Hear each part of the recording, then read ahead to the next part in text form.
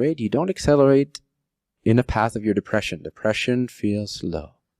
It feels heavy. And it's okay. If it comes up, it's fine. Love it. Embrace it. Let it be there. But as you let it be there, you see that it's pasted onto the canvas of your creation. It's not who you are. Crucial difference. When depression comes up, you know very clearly that it's one of those experiences that you made manifest so that you can very clearly see, very clearly distinguish who you are and who you're not, what is true and what is not true. And anything that does not feel good is fundamentally vibrationally out of alignment with the truth of your being. That is why it feels bad. It's the only reason it feels bad, not because something happened in your circumstances, not because your painting is actually wrong. There's not a wrong painting anywhere. There's not a wrong circumstance. There cannot be a wrong circumstance because every circumstance is an equally valid and empty and neutral expression of infinity. There cannot ever be something inherently wrong with your circumstances. You only feel bad because your beliefs about what you're seeing are untrue, because your beliefs about who you are in relationship to what you're seeing are untrue, because your state of being is just being randomly operated. You're not conscious of it. You're not intending who you wish to be. You're not deciding what is true. You're not pasting onto your creation who you are. You're not seeing your preference.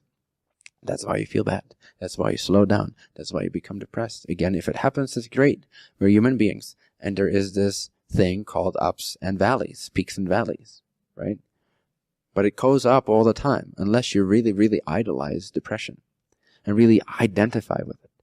But any depressive state of being can be seen as not here, but pasted onto creation as a way for you to reflect whether or not that's who you are. What about those ideas that you're having feel heavy? And what about those ideas feel enlightening and empowering? Anything that's truly yours, any thought that has a vibration, everything is vibration, including thoughts, including physical matter, which does not actually exist as physical matter. It's just frequency. It seems like it's physical matter. Everything is vibration in this universe, in consciousness. And so when you're having a thought that has the frequency at its basis, that is coming from the frequency that is in alignment with the vibration of your constant, true, invisible, unconscious, but really higher conscious self. You could call it your heart. Many people call it your heart or your intuition. But it's simply your non-physical, ever on, ever present consciousness, higher consciousness. Boom. That core frequency of who you truly are is always on. It's always vibrating. That's why you can either feel good or feel bad. If you had no higher self-presence frequency that was always with you, you would never feel good or bad. You would simply experience that moment in a very neutral way. How does that work? Why?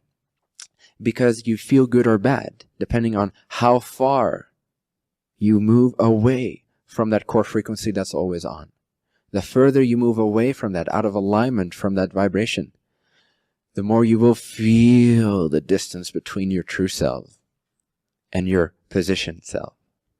So place that positioned self, the see it, feel it being, consciousness being, you, your conscious choice of being. Place that in a vibratory state of being and thinking and seeing and believing and acting and behaving that is in vibrational resonance, that syncs up with this ever-on frequency that is you, and your experience, your emotional experience becomes that of, at the very least, peace, if not joy, excitement, bliss, expansion, creativity, excitement, different forms of excitement, different forms of yes, big yes to existence. You feel in alignment. Everyone knows this feeling. It's a good feeling. It's called a good feeling. That's what we call it. Good feelings. Good feelings are versions of you getting closer and closer and closer in alignment with the ever-present frequency that is always hitting you like a wall. It's always present as a wall, as this barometer, as this constant field that you're inundated with that you can't perceive. But as soon as you create something that's not in alignment with it, you will feel it as pain, as suffering, as struggle.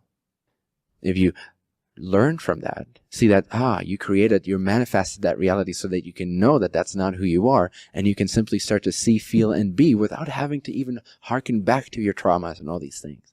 But simply start creating something new. Start shifting your reality, your identity, until your traumas become so far a thing of the past parallel self that they're no longer yours, and then you're healed. So if anything, spiritually bypass. Yes, to spiritual bypassing. Because it heals you. Staying with it does not heal you. You'll stay with it. Here's the thing. You cannot take something that hurts and remove it from existence. That's what many people think healing is. You cannot take something that exists and make it non-existent. It's impossible. So healing does not exist. You can't heal something that is. Something that is already is what it is, and it will always be present in that parallel frequency reality. Why? Because it offers many different consciousnesses, many different experiences that they choose to experience by their vibration, by their vibrational match. You cannot take your trauma and heal it. It's meant to be a traumatic experience. That's what it's there for, to offer people traumatic experiences. If you wish to heal yourself, you need to understand that you are a different vibrational reality now. And when you know that, that now just seems like a distant memory that you can't really connect to anymore. It just feels like it's, oh yeah, it's just an image on a screen. But you can't feel it and be it because your vibration is so far moved on into a different higher vibrational reality that you now feel completely healed without ever staying with that trauma. You spiritually bypassed your way into healing. Yay! Finally. I'm not saying it's not a good practice to sometimes experience the feelings that come up and quote-unquote sit with them or stay with them, but not for too long. Just to gain experience. Just to see what it's like to look at your painting and not really enjoy what you're seeing. But with a smile on your face, knowing that it's your painting over there and it's not who you are. In fact, it's showing you more and more that that's not who you are because it's not feeling good. But you don't stay with it and try to somehow eradicate it from existence by your loving gaze. Your loving gaze will only help you because the love that is in your gaze will shift your frequency to a reality where you're no longer in touch with that reality. And so you feel healed and you create the illusion of, oh my God, I healed my trauma. No, it's still there. Dig hard enough and you'll find it. It's right there waiting for you. If you want it to be. If you want to experience it again, you can.